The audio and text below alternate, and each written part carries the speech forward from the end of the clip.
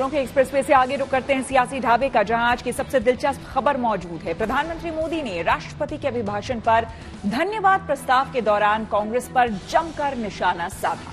उन्होंने हिंदू, अग्निवीर और संविधान पर विपक्ष को आईना दिखाया और राहुल गांधी के उठाए सभी सवालों को सिलसिलेवार तरीके से जवाब दिया। प्रधानमंत्री मोदी ने नीट पेपर लीक मामले में कहा कि इसको सुलझाने के लिए युद्ध स्तर पर उठाए जा रहे हैं कदम। वहीं राहुल गांधी की स्पीच जब बवाल इस पर खड़ा हुआ तो स्पीकर ने भाषण के कुछ अंशों को संसद के रिकॉर्ड से निकाल दिया, लेकिन स्पीकर की कार्रवाई के बाद सत्ता पक्ष और विपक्ष आमने सामने आ गए हैं और राहुल ने कहा कि असलियत में सच्चाई एक्सपंज नहीं की जा सकती।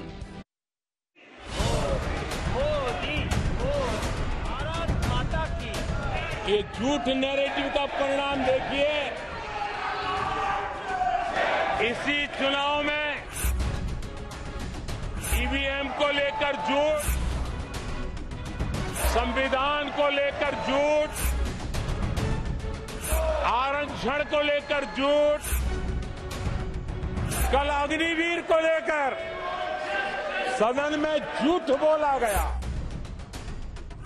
अब जो हो रहा है, कल जो हुआ है, वो गंभीरता से लिए बिना संसदीय लोकतंत्र को हम रक्षित नहीं कर पाएंगे।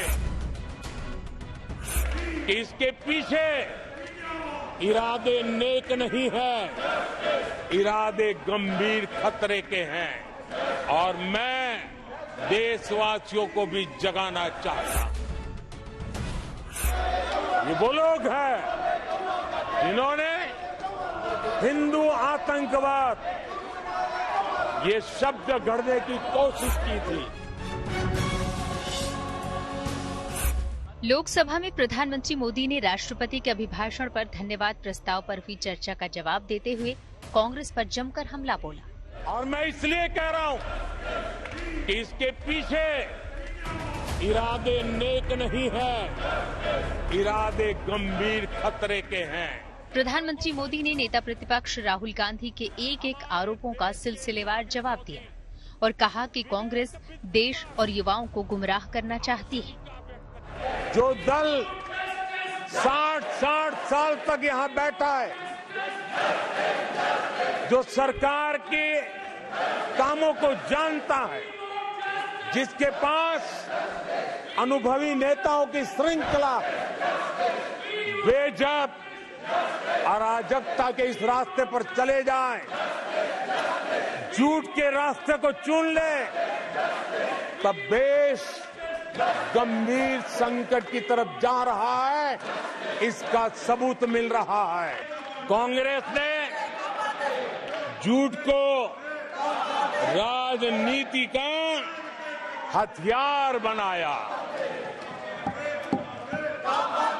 कांग्रेस के मुंह झूठ लग गया है। जैसे वो आदमखोर एनिमल होता है ना, जिसको लहू मुंह पे लग जाता है, कांग्रेस के मुंह झूठ का खून लग गया है। प्रधानमंत्री मोदी ने अग्निवीर और सेना पर फैलाए जा रहे झूठ का जवाब दिया। उन्होंने कहा कि कांग्रेस किसके इशारे पर सेना को बदनाम कर रही है और प्रधानमंत्री मोदी ने राहुल पर तंज कसते हुए कहा कि कल सदन में बालक बुद्धि का विलाप चल रहा था। मैं इस सदन के माध्यम से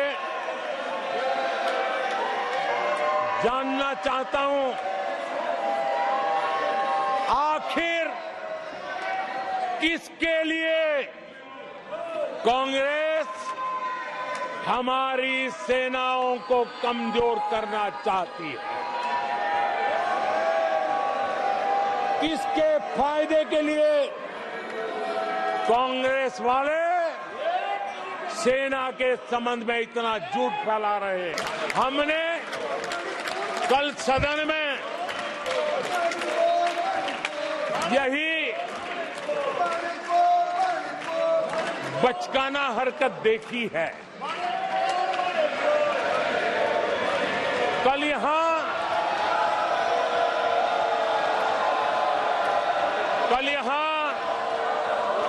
बालक बुद्धि का विलाप चल रहा था।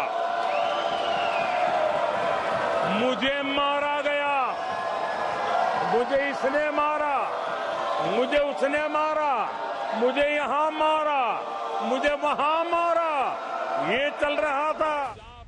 प्रधानमंत्री मोदी ने हिंदुत्व पर दिए राहुल के बयान का भी मुद्दा उठाया। कहा कि हिंदुओं को बदनाम करने की साजिश हो रही है। ये कहा गया हिंदू हिंसक होते हैं? ये है आपके संस्कार, ये है आपका चरित्र, ये है आपकी सोच, ये है आपकी नफरत इस देश के हिंदुओं के साथ। ये करने में 84 के बाद 10 लोकसभा के चुनाव होने के बावजूद भी कांग्रेस 250 के आंकड़े को छू नहीं पाई है। इस बार किसी तरह 99 के चक्कर में फंसे गए हैं। इससे पहले सरकार को घेरने वालों में आज अखिलेश यादव का नंबर आया। अखिलेश ने अग्निवीर, किसान और रोजगार का मुद्दा उठाया। वहीं अयोध्या में बीजेपी की हार पर भी कटाक्ष किए। इसे इत्तेफाक कहिए या फिर प्लानिंग। जिस वक्त अखिलेश सदन में अपनी बात रख रहे थे, उस वक्त अयोध्या से जीत कर आए सांसद भी ठीक उनके बगल में बैठे थे। अयोध्या की जीत भारत के परिपक्व मतदाता की लोकतांत्रिक समझ की जीत है और हम तो अध्यक्ष महोदय यही सुनते आए हैं, होए वही जो राम रची राखा। ये है उसका फैसला। अध्यक्ष महोदय, होई वही जो राम रची राखा, ये है उसका फैसला जिसकी लाठी में नहीं होती आवाज। राहुल गांधी ने आज भी सवाल उठाए। कल सदन के भीतर बोले, आज सदन के बाहर। सदन में दिए उनके भाषण का हिस्सा हटाए जाने पर कहा कि सच्चाई मिटाई नहीं जा सकती। इस मुद्दे पर विपक्ष की दूसरी पार्टियां भी राहुल के साथ खड़ी दिखीं। मोदी जी की दुनिया में सच्चाई एक्सपंज हो सकती है, मगर रियलिटी में सच्चाई एक्सपंज नहीं हो सकती है। जो मैंने कहा था, जो मैंने कहना था, मैंने कह दिया, वो सच्चाई है। और एक्सपंज करें, जितना करना है करें, सच्चाई सच्चाई होती है। किसी ने सुना ही नहीं या ना सुनने का स्वांग किया, पाखंड किया। जो उन्होंने बात कही उसका लब्बो लुबाब क्या था, मर्म क्या था। कोई व्यक्ति, कोई संगठन किसी धर्म का ठेकेदार नहीं हो सकता। और ये बात दूर तक चली गई है। प्रोसीडिंग से हटा दो, स्मृति से कहाँ हटाओगे? मेमोरी से हटाने का कोई इंस्ट्रूमेंट नहीं।